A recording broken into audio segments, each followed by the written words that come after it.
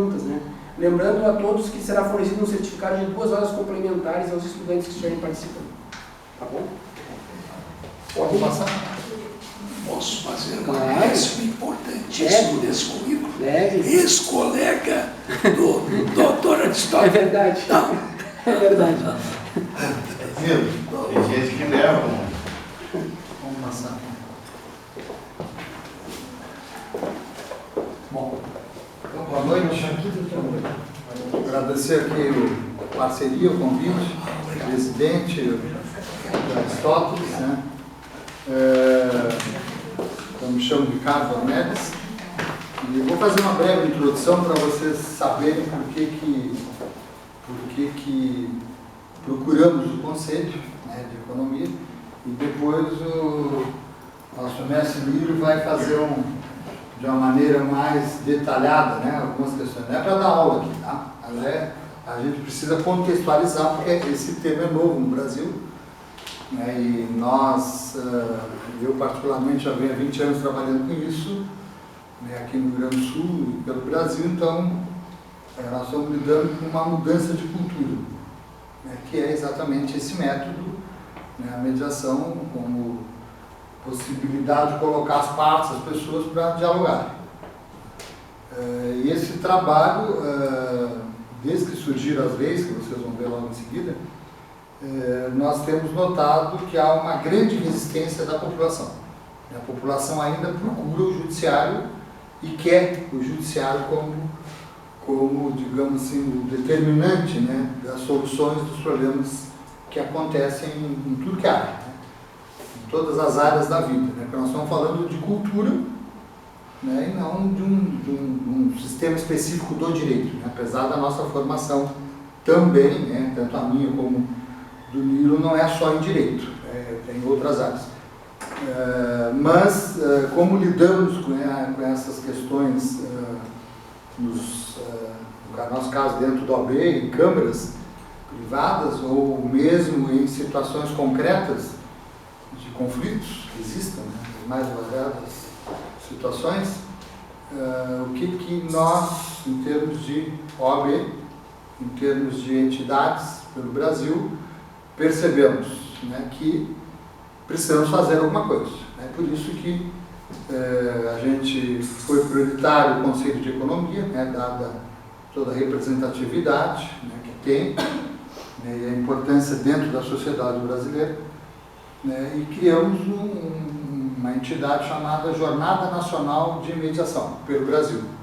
Né, e aqui no Rio Grande do Sul fiquei na coordenação, que envolve os vários grupos que lidam com essa parte da mediação, e com isso o primeiro conselho fora a OAB, já que a OAB já vem fazendo isso desde 2007, né, a gente vem trabalhando dentro da OAB Gaúcha, foi a primeira do Brasil a criar um setor específico para trabalhar com a mediação, junto com os advogados, porque o advogado ele tem, pela sua formação, né, dentro do curso de Direito, ele tem os seus temores, tinha mais, né, de entrar para essa área.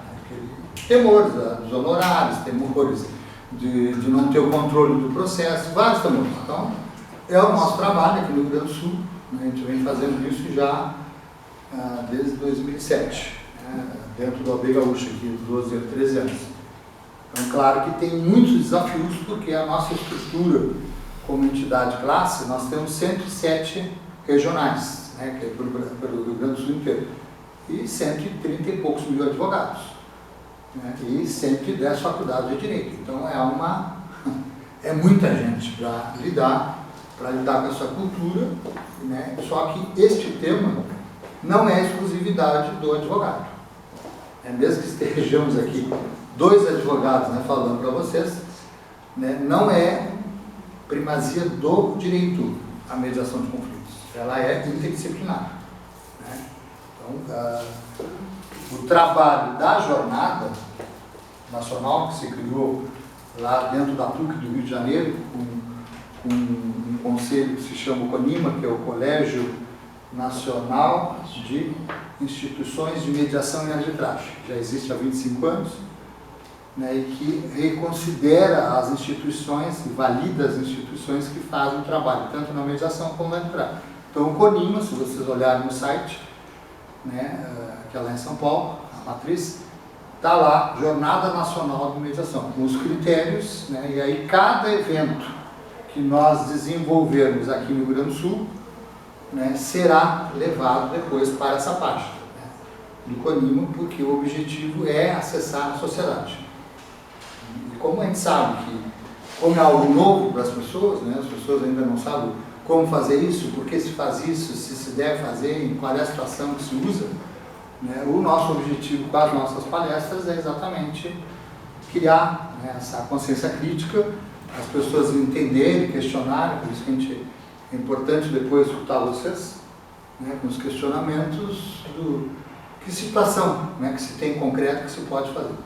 Não é para tudo, mas ele é modernamente, né, hoje na maioria dos países vem sendo utilizado como uma maneira de resolver, né, tratar os conflitos que existem dentro da sociedade. E o judiciário, né, está aí os números, está aí as dificuldades, está aí todo o arsenal de processos que nós temos e o tempo, né, o custo disso, que é bastante oneroso para as partes, né, para a sociedade em si, como Estado. Então, de uma maneira assim, introdutória, né, agora que o Miro vai entrar mais, botei no silencioso, mas assim mesmo ele aconteceu da outra vez, lá chama, né? Sempre eu mesmo, deixa eu só desligar aqui, senão nós vamos ficar com um problema.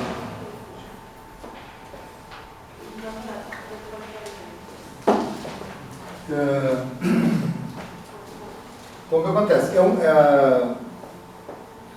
Tem acontecido, nos últimos 2 anos, né, uma demanda maior da busca dessa situação.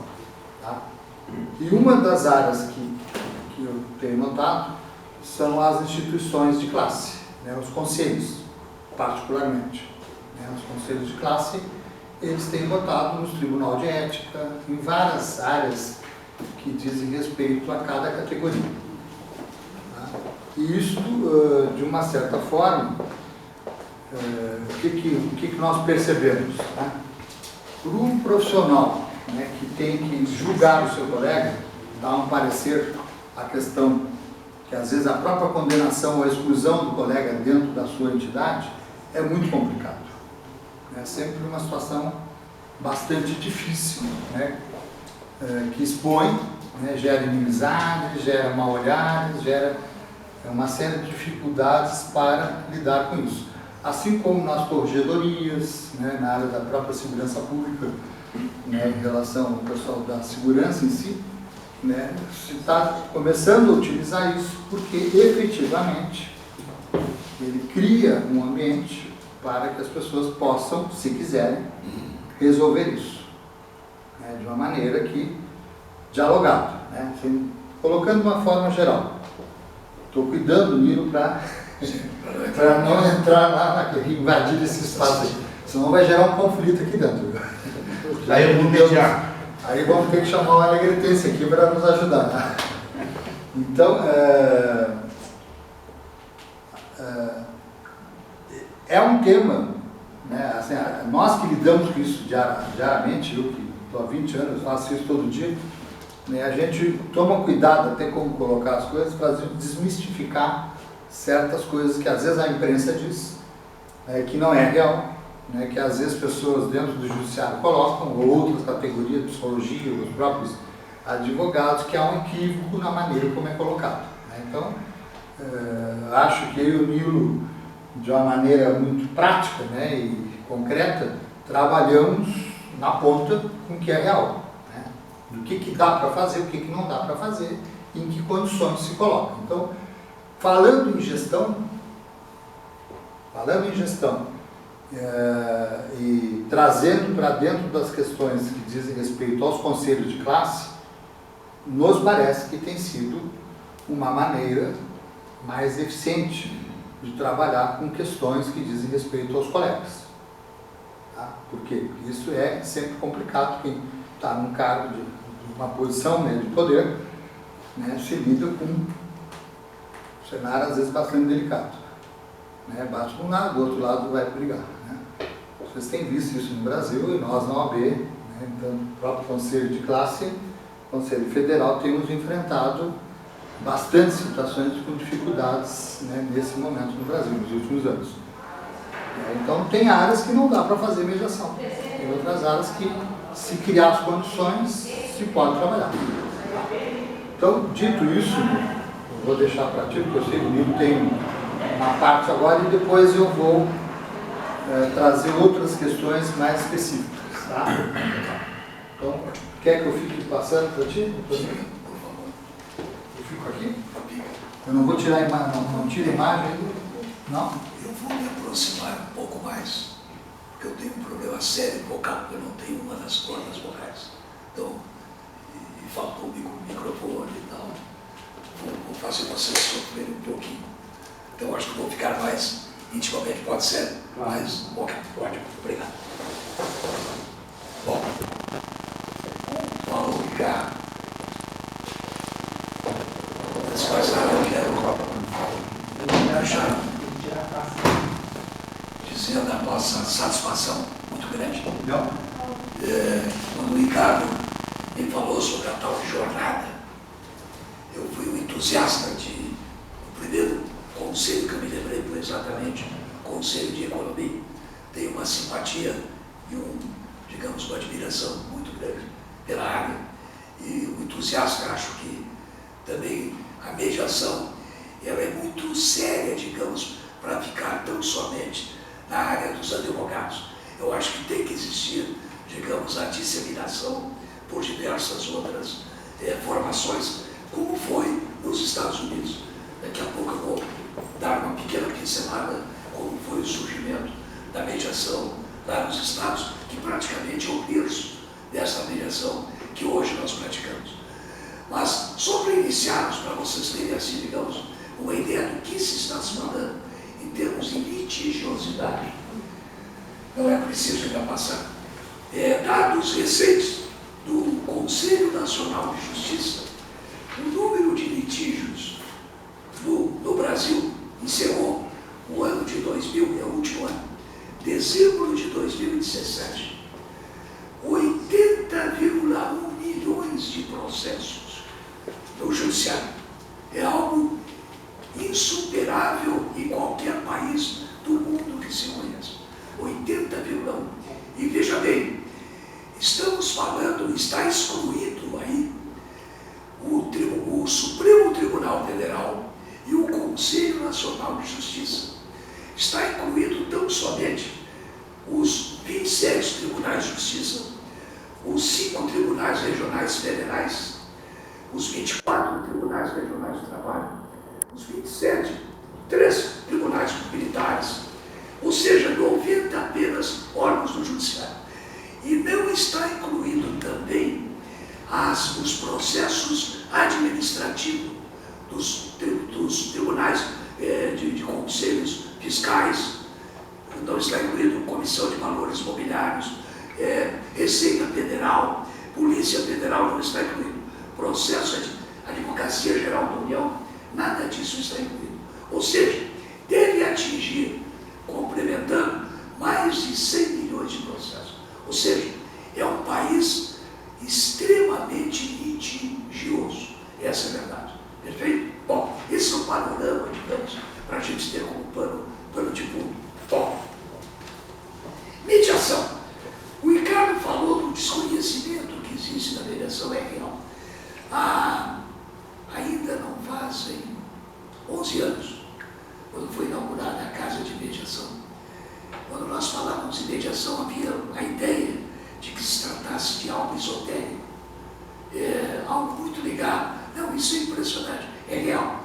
Dentro da classe dos advogados, vale bem. Bom, além das ofensas, logicamente, que nós levamos, poxa, vai terminar com o judiciário, os nossos honorários, coisas desse tipo. Bom, não é nada disso que aconteceu. Então, o desconhecimento se sabe pelo Brasil inteiro, até hoje, em termos do que é a mediação, é muito grande, muito grande. Bom, eu não vou, logicamente, dar aula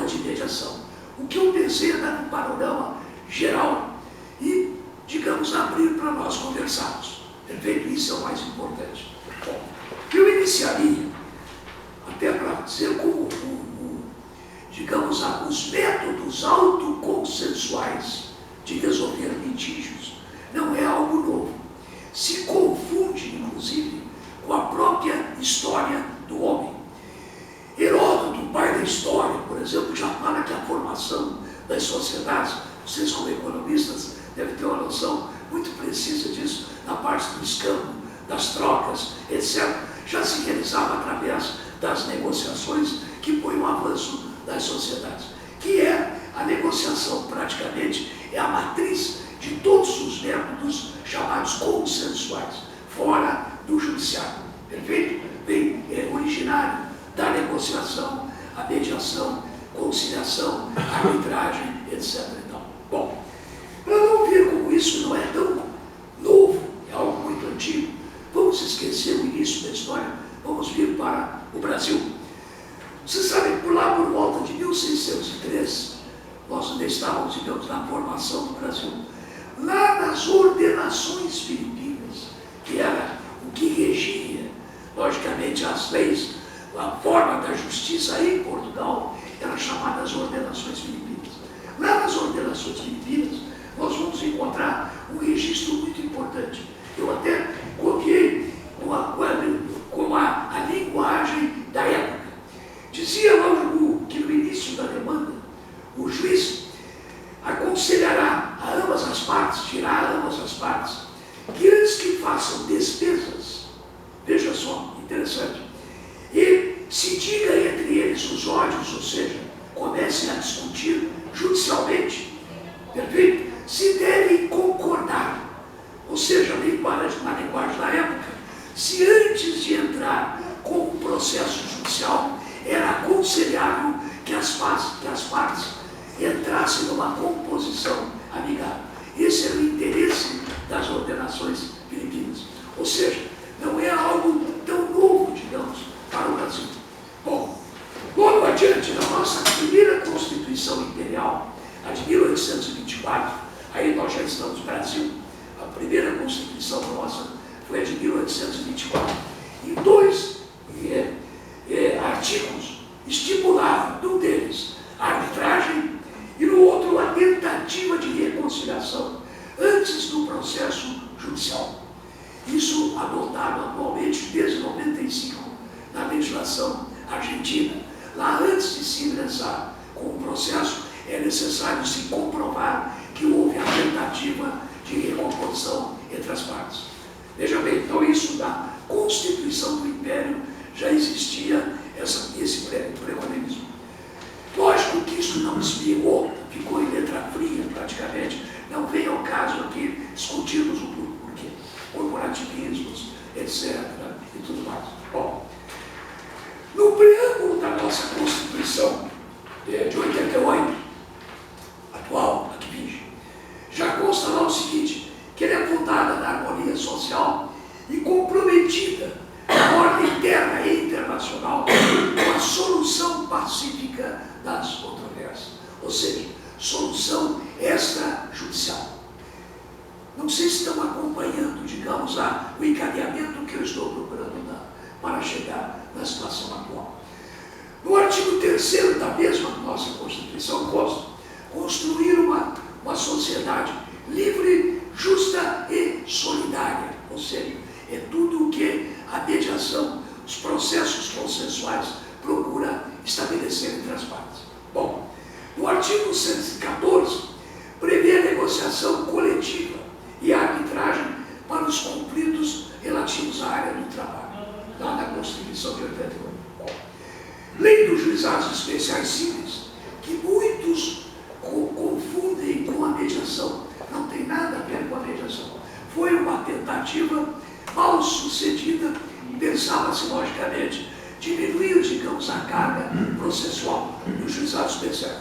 Mas daí a burocracia e as legislações e a processualística civil terminou transformando num trambolho, praticamente, jurídico dentro do Brasil. Bom, mas lá nos juizados especiais também havia um incentivo à conciliação e à transação. Então há muita confusão no digamos assim, no normal das pessoas que os juizados especiais seria a mediação. Não, aquilo que se pratica lá não tem nada a ver com a mediação. Bem, no Código de Ética, veja que coisa interessante. Hoje, até hoje, na classe, nossa classe dos advogados, existe, digamos, muita reserva ainda quanto à utilização da mediação. Aí entra questões de honorários, de sucumbência, uma série de detalhes específicos que não é o caso aqui entrarmos. E até mesmo o desconhecimento, e até mesmo a formação das nossas faculdades, ao contrário das faculdades francesas, das faculdades portuguesas, das faculdades norte-americanas, espanholas, etc., inglesas, etc., lá se ensina a mediação nos currículos das universidades do direito. Aqui no Brasil não vamos encontrar nenhum advogado que tenha tido curso de negociação ou mediação em uma faculdade. Então há um certo desconhecimento. O normal é termos um paradigma da diversidade do combate judicial. Bom, mas consta, veja que coisa interessante, no nosso Código de Ética e Disciplina da OAB, desde 95, lá no artigo 2º, o seguinte, que o advogado deve, é dever, estimular a conciliação entre os litigantes, prevenindo, sempre que possível, a instauração de litígios. Então é letra morta, está lá, consta. Então esse, digamos, é o ideal, seria o ideal. Bem, na lei de arbitragem, a própria lei de arbitragem, que não é mediação, a arbitragem é um processo muito semelhante ao processo judicial. Alguém decide, quando as partes entram em litígio, essa decisão tem força judicial. É algo que ocorre na área privada, ser arbitrado. Muitas vezes pode existir, mais tarde eu vou entrar, digamos, há métodos mistos. A mediação é utilizada dentro da própria arbitragem. Só para dar, eu acho que não fica mal dizer o seguinte, nos Estados Unidos existe, na literatura consta, 53 métodos de resolução de disputas. 53 métodos. Todos eles baseados na mistura entre negociação, mediação e arbitragem. São métodos conjugados. No Brasil nós tínhamos até 2015, o dia, ano da lei da mediação, estamos em 2019, 2015. Até 2015 nós só tínhamos um método, um judicial e outro método que seria a arbitragem. A partir de 2015 nós passamos a ter vários métodos de solução de controvérsias, dentre eles a mediação. Bom, nos Estados Unidos 53. Veja o grau de sofisticação do mercado norte-americano em termos de resolução de disputa, o que se apresenta, digamos, para os cidadãos, que é a nossa pretensão que temos aqui no Brasil. Bom, no Brasil, digamos, está claro até aqui, está indo num ritmo entendível, digamos. Bom, digamos o marco que a partir de quando a mediação passou a ser efetivamente, digamos, impulsionada no Brasil, foi a partir do próprio judiciário, através de uma resolução importantíssima, chamada Resolução do Conselho Nacional de Justiça número 125, no ano de 2010. Esta resolução, até como a nossa tendência, digamos, sempre foi muito ligada ao judiciário, levar-nos às nossas disputas no judiciário. E o judiciário com essa carga imensa de processos, 80 milhões não é pouca coisa.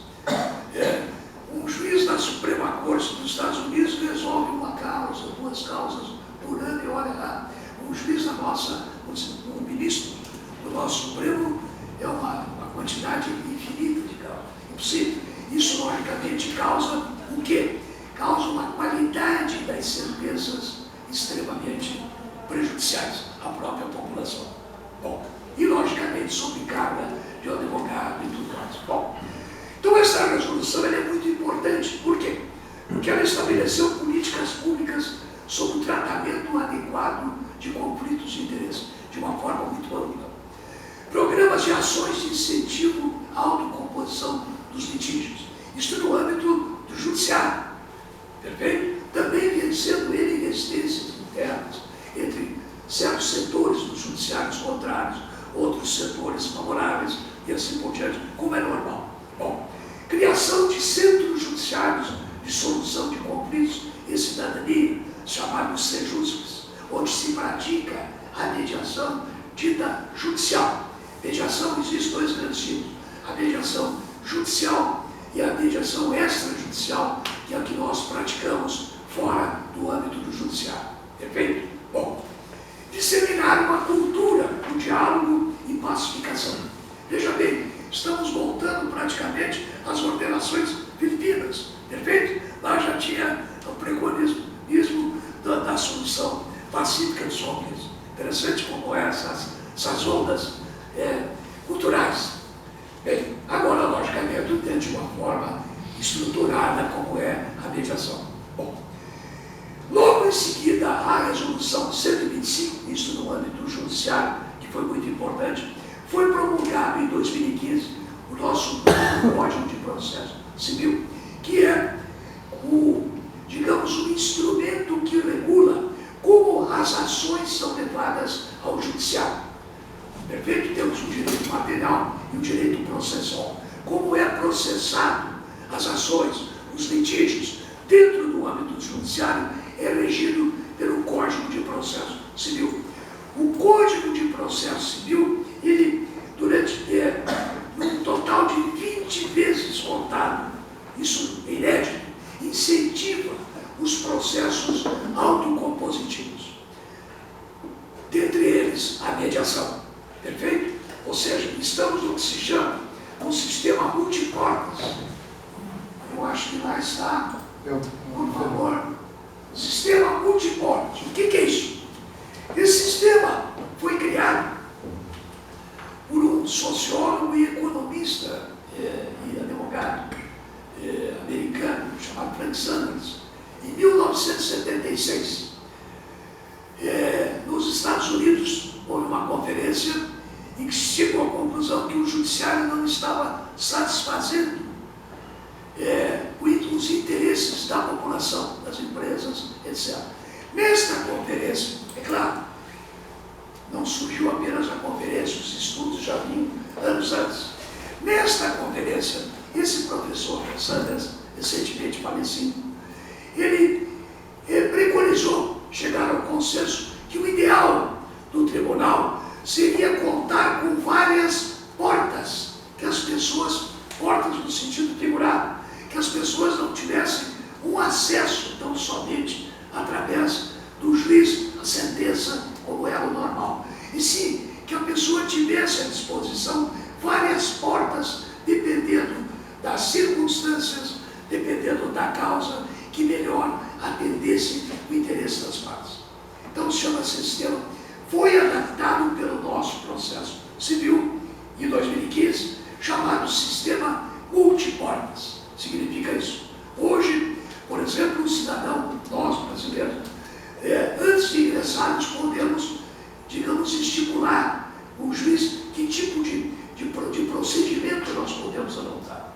É o que se chama de negociação processual do artigo 190 do CPC, o Código de Processo Civil. Muito importante. Bom,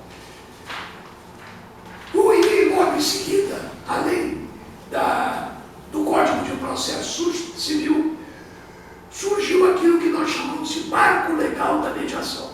Ou seja, a mediação parou de ser tratada, digamos, de uma forma escondida praticamente, e passou a ser, digamos, legal. Isso foi muito ótimo. Então, Conselho Nacional de Justiça, Judiciário, CPC e Marco Legal da Mediação firmou definitivamente, digamos, a aceitação plena da mediação no Brasil legal. Perfeito? Bom, esse marco legal da mediação, ele trata da mediação extrajudicial e da mediação judicial. Câmaras de prevenção de resolução administrativa de conflitos, Prefeitura Municipal, Advocacia Geral da União, Receita Federal e tudo mais, os órgãos públicos do Brasil, existem câmaras de prevenção de litígio. Bom, transação por adesão entre os próprios órgãos da administração pública, há muitos choques. Então, é possível hoje em dia, algo totalmente inédito isso, se discutir através, não da via judicial. Perfeito? Bom, mediação. Agora entramos propriamente na mediação. Voltar então, por enquanto eu tenho um panorama geral até chegarmos à mediação. O que é? Simplificadamente, digo eu, é um processo de negociação assistido. O que é a negociação? Negociação, eu não sei se devo começar, doutor. Tá quase expirando. Não, falta 10 minutos. Falta 10? É. Ótimo. Eu costumo passar, mas... Mas hoje Oh, todo mundo quer perguntar. Tá? claro, não, é isso que é importante. Eu também estou preocupado com a negociação. Quando alguém tem uma determinada situação a resolver, o normal, antes de procurar advogado ou qualquer coisa, é negociarmos. Isso é o que se entende, teoricamente, claro, esse seria o ideal, negociarmos. Quando a negociação não é possível, digamos, por questões de incompatibilidade maiores, que dificultam o diálogo entre as partes, se busca, este é um conceito teórico da coisa, se busca, digamos, a assessoria de uma terceira pessoa, alheia ao conflito, de confiança das partes que estão em conflito, para mediar aquela determinada situação de decisão. Esse é o trabalho do mediador. Daí o nome mediar, é o que fica no meio. Perfeito? Isso é mediação. Então, por isso que é dito que e como durante o processo de mediação, há um determinado momento em que as partes, digamos, têm que conversar, isso tudo propiciado através do mediador. Logicamente, não deixa de ser uma negociação assistida por uma terceira pessoa, alheia àquele conflito. Perfeito? Com determinada capacitação, etc. Perfeito? Então, por isso é a definição simples, digamos, de ser uma negociação assistida. Estou me baseando aqui para não ficar olhando para lá. Perfeito? Bom. Mediar. O que é mediar? Mediar, no primeiro momento, lá, há 12 ou 15 anos, quando a gente iniciou, se entendia que mediar até porque isso é uma coisa ligada ao outro mundo e tudo mais, seria beijinho, conversar, vamos resolver isso amigavelmente. Não é nada disso. Bom, mediar é algo extremamente profundo. Se combina as duas partes que compõem a mentalidade humana, razão e emoção. Perfeito? Essa é a combinação de razão e emoção. Não existe o homem homos racional. Eu acho que a economia trabalhava normalmente com a figura do homem racional. Isso não existe, é balela. Eu nunca conheci na minha vida nem o homem totalmente racional. Nós temos uma parte. E a emoção é algo importantíssimo. Digamos, a emoção é a propulsão de tudo aquilo que nós fazemos. Claro que tem que ser bem orientada e tudo mais, como sabemos. Então a combinação de razão e emoções de uma forma equilibrada é o que se busca na mediação. Bom, com vistas a tomadas de decisões conjuntas relativas aos interesses e necessidades das partes mediadas. Isso é uma definição pessoal minha a respeito da mediação. Não é a definição da lei, que é a mesma coisa. Digamos, viés de profissional que cria sua própria definição. A lei de mediação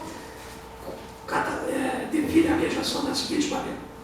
Considera-se mediação, é a mesma coisa, dito de outra maneira.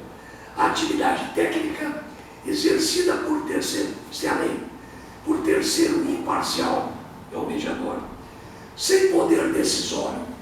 O mediador não decide nada, ele não julga, ele não é consultor, ele não dá palpite, não. Quem trabalha efetivamente são as partes.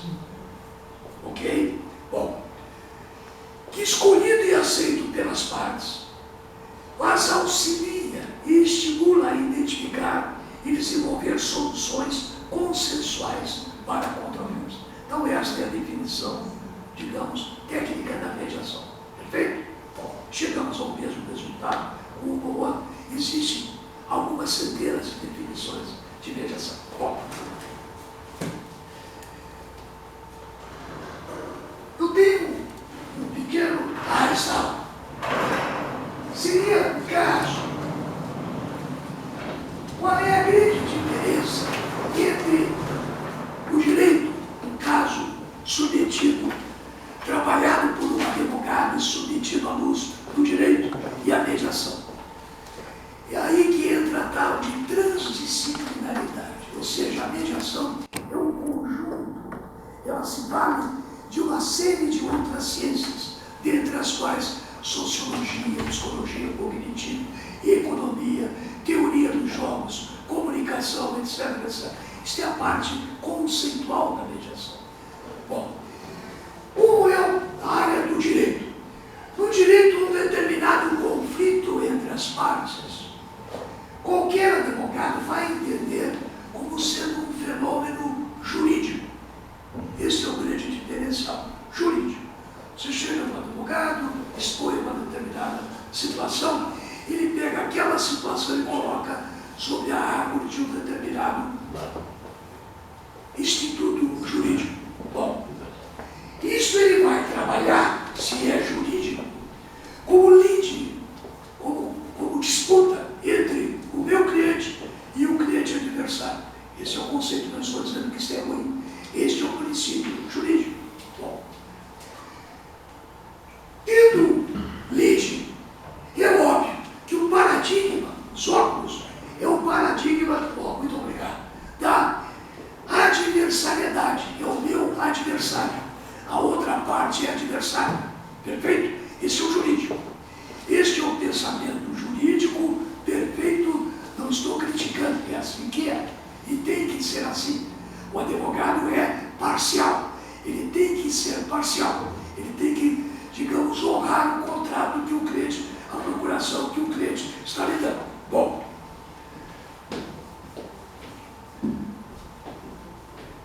na autocomposição, na mediação, qual é o raciocínio?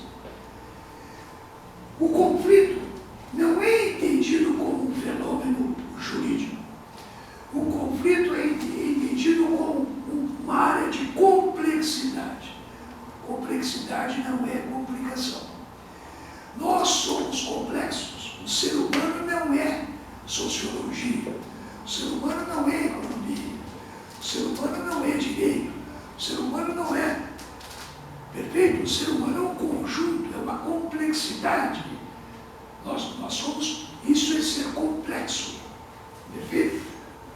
Nós não temos apenas, não, eu sou matemático, tudo. Com meu filho eu sou matemático, comendo eu sou matemático, dirigindo eu sou matemático. Não, isso não existe.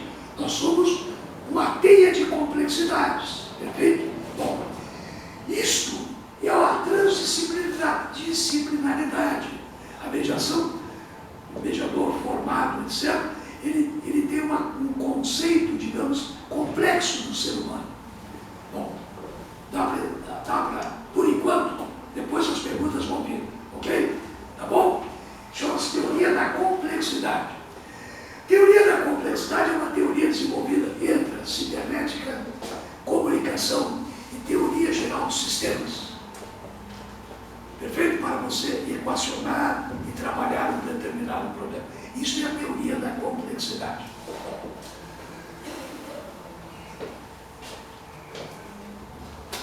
Já passamos a teoria da transdisciplinaridade, já.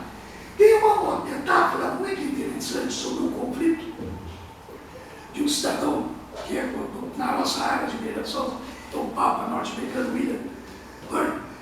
Ele constitua o conflito, que nós falando em mediação, nós estamos quase que falando também em conflito. Necessariamente as pessoas, para ir para a mediação não necessitam estar em conflito. Elas têm que tomar uma determinada decisão, ou estarem dentro de uma determinada decisão. Mas, na grande maioria dos casos, envolve conflitos, situações conflituosas. Bom, o conflito é visto por esse cidadão e pela mediação não como uma coisa ruim. O conflito ele é motivo de avanços. O conflito permite, isso dentro de uma empresa, ou pessoalmente, ou dentro de um casal que se dedica à área da mediação familiar. Isso é muito claro nas empresas também. O conflito, a pessoa diante do conflito, ela fica praticamente empletada dentro de uma ideia fixa. Mas nós conseguimos fazer com que as pessoas ampliem o seu mindset. Perfeito? O conflito é algo positivo, ele é transformativo. Transformativo. Esta é a propósito. Então, o cidadão lá de Harvard, ele faz uma metáfora interessante sobre o conflito e a água. A água é algo necessário. Nós não podemos viver sem água. Da mesma maneira, é visto o conflito como um fator de desenvolvimento. Diante de um conflito, porque uma situação morna numa empresa, sem conflito, a empresa termina extinguindo-se. A empresa ela tem que ter um dinamismo.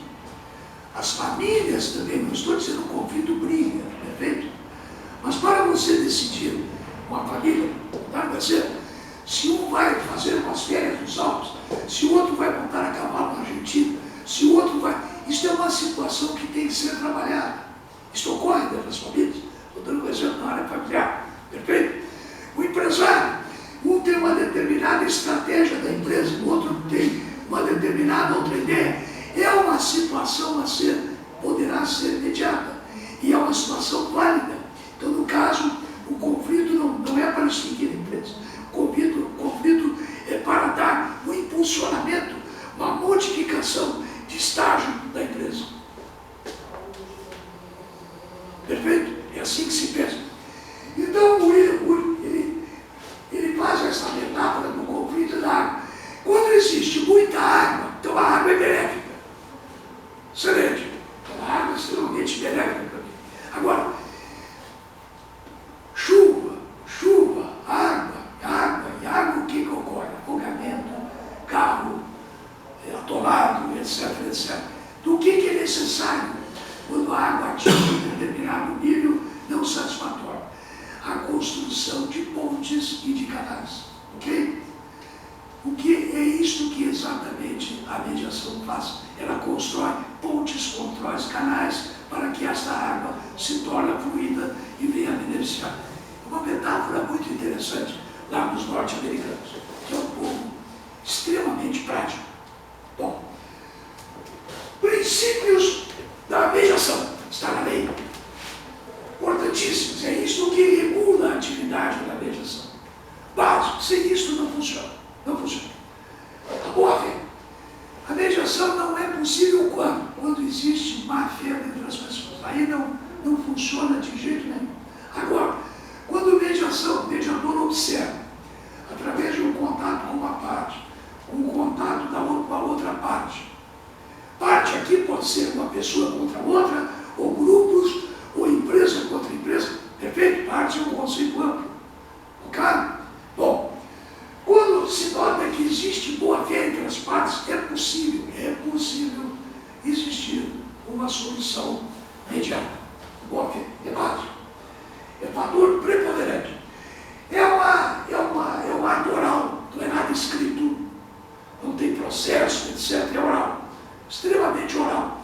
Como deveria ser o processo civil? O processo civil é regido pela oralidade. Ocorre que a burocracia fez com que fosse aquele monte de papéis, hoje se está digitalizado.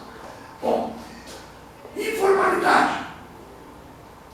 Não existe aquele formalismo de uma audiência judicial. Algo desenvolvido, digamos, como as partes combinam. Perfeito? Então é um processo informal. Não significa que seja bagunçado. Não tem nada a ver, é informal. Bom, isonomia das partes. As partes têm que estar extremamente isonômicas. O que significa isso? Se me chegar uma pessoa para fazer a mediação e ela não estiver acompanhada de advogado, e a outra parte estiver acompanhada de advogado, assistente, etc., não pode haver mediação. As partes têm que estarem equilibradas isonomicamente. Ok? Não pode. Bom, outro, autonomia da vontade, ou seja, as partes, ninguém pode ser obrigado a mediar, nem o juiz, nem ninguém. Ninguém. A mediação é um ato eminentemente voluntário, muito importante. Prima pela vontade das partes. As decisões são tomadas pelas partes, não é ninguém que comanda as decisões que terão que ser tomadas. As partes conversam, as partes dialogam para chegar a uma determinada solução. Consensualidade, básica. A mediação já é um método consensual, ou seja, tem que existir um consenso para haver mediação. Imparcialidade total. Mediador não pode ser parcial de uma parte ou de outra. No momento em que, e quem é que controla isso são as próprias partes. No momento em que alguma das partes notar que o mediador se simpatizou com uma parte e não está dando a mesma simpatia a outra parte, terminou a mediação. O mediador tem que agir equilibradamente, senão não é mediação. Aí é julgador, é consultor, é qualquer conselheiro, qualquer coisa menos mediador. É imparcial. O professor. É igual professor. Não, obrigado. Bom, confidencialidade é uma característica importantíssima. A lei regula isso de uma maneira muito clara. A lei são vários artigos, eu não vou ler a lei aqui agora. Bom, a confidencialidade é total. Nós, na casa de mediação, isso o testemunho pode controlar, na casa de mediação, fizemos mediações, nós não conversamos entre o outro, como é que foi aquele assunto, etc. e tal, a não ser quando nós tratamos reuniões de supervisão, nós tratamos, logicamente, de uma forma genérica, mas não fizemos comentário sobre o que foi tratado aqui, o que foi tratado ali. Interessante isso. Confidencialidade total. Não sei se eu deveria explicar como é que é uma sessão, acho que não veio o caso. Bom, bom, obrigado, ótimo. Bom, objeto. Vai ser bom, o objeto serve para quê na mediação? Qualquer conflito que vise direitos disponíveis, ou seja, que eu posso dispor, pode ser mediado. Segundo, e sobre direitos indisponíveis que admitam transação. O que é isso? O caso típico, o caso de separação de família, em que tem criança no meio, alimentos. É um direito indisponível, alimentos tem que ter. Então não pode fazer mediação? Pode. Há partes de determinados assuntos nesses alimentos, guarda, o dia da guarda, quando é que eu vou dar os alimentos, pode, eu não ganho mês a mês, eu ganho de 6 em 6 meses, eu sou agricultor. Isso tudo pode ser combinado numa mediação. Isso são o que o direito chama de direitos indisponíveis. Não posso dispor sobre alimentos, mas tem capítulos da parte da indisponibilidade que pode ser transacionado. Isso aí cabe à mediação e aos advogados, os advogados que se dedicam à mediação familiar tratam muito bem disso aí. Bom, vantagens e benefícios da mediação. Algumas vantagens. Alto nível de controle do processo, do procedimento pelas partes. Que quem controla o procedimento são as partes. Nós combinamos o dia, horário, digamos, a disponibilidade das partes, o tempo que nós vamos fazer a sessão, 1 hora e meia, 2 horas, seja lá o que for. Tudo isso é combinado entre as partes com a presença do mediador. Confidencialidade está dentro inclusive, dos princípios, é um processo altamente confidencial. O advogado ou o profissional que faz a mediação, ele não pode, logicamente,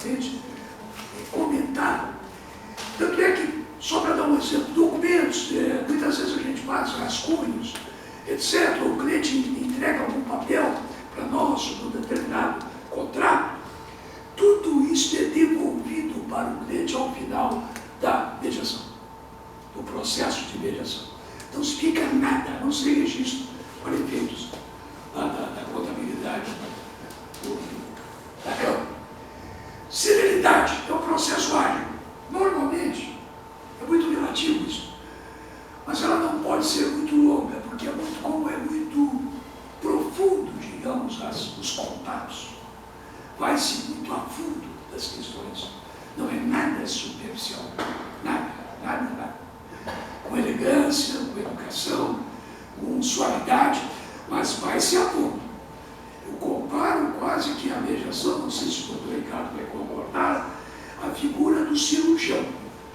Cirurgião extremamente delicado, pelo menos que eu conheço, mãos finas, etc. Mas ele vai direto no mal que está. Este é o papel do mediador. Bom.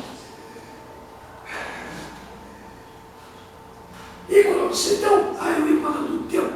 Normalmente, claro, depende de cada caso, viagem de um, de outro, mas normalmente um processo de mediação, eu acho que ele transcorre 6 a 8 sessões, no máximo, de 2 horas, está encerrado.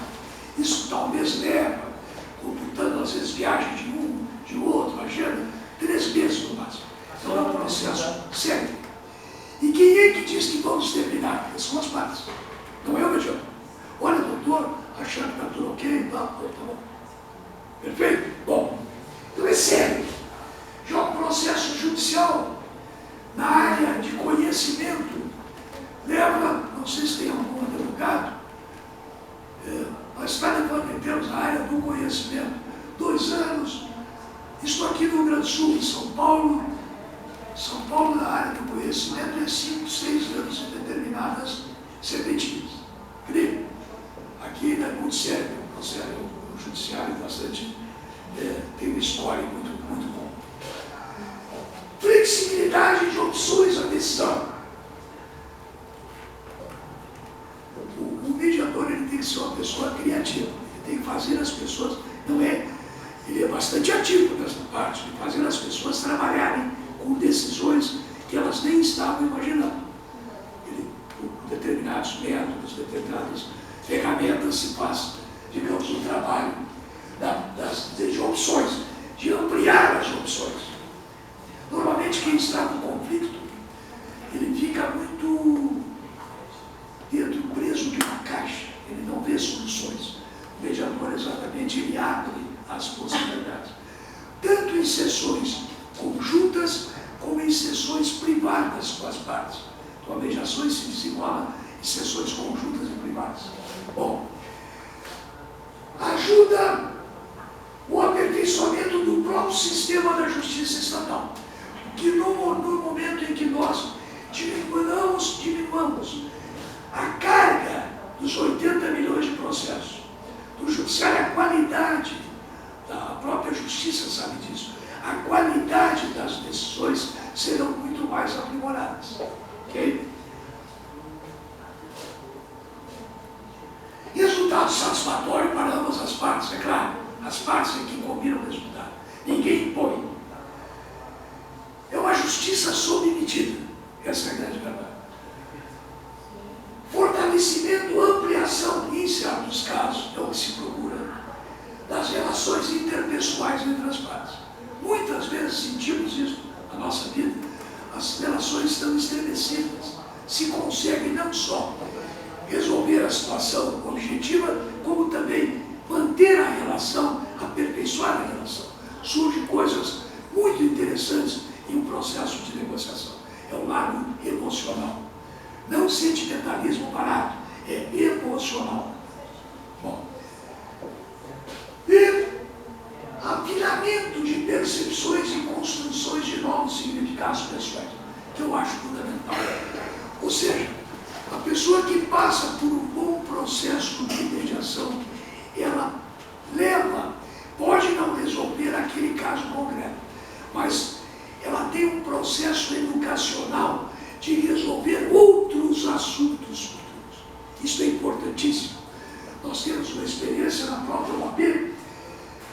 muitas vezes santo de casa não faz milagre. Tinha um departamento lá nosso, né, que não conhecia a mediação. Nós estávamos ali, e aí o doutor Ricardo fez um curso para funcionários, etc. O que melhorou o padrão de relacionamento, isso dito pelos colegas, passaram a enxergar determinados assuntos de uma forma totalmente diversa, outra visão. Bom, para simplificar de tudo isso que eu falei, a teoria da resolução de disputas, entre as quais a mediação, se preocupa com conceitos, princípios, proposições, para o quê? Para uma resolução pragmática, técnica, elegante, consensual entre as partes, e com a melhoria da qualidade das relações. Esse é o grande tônus da mediação. É a resolução prática de uma situação, nada de poesia, nada disso, e, ao mesmo tempo, o aperfeiçoamento das relações futuras. Dito isso, eu achei que seria pertinente. Eu gosto muito de pensamentos que tenham conotação. Eu acho que esse pensamento fala muito bem sobre a mediação. Nada mais perigoso que uma ideia quando ela é a única que você vê. Isso ocorre muito. O elemento chega, pá, então uma tal situação. Quero terminar a sociedade com meus sócios, quero colocar uma filial não sei aonde, meu sócio não quer, quero comprar um robô, o cara quer investir nisso. E só tem aquela ideia. Quando a gente amplia, é fantástico essa troca de mindset. Bom, eu sei que poderia passar, por favor, o nome do nosso encontro, que eu vou fazer uma provocação para os senhores. Eu sei que a mediação, o título seria, é o que consta seria um contributo para o desenvolvimento econômico. Quando eu era pequeno, os homens de 76 anos se estudava latim. Não pegou latim, né? Foi aluno do colégio militar também, né? Bom, tínhamos latim.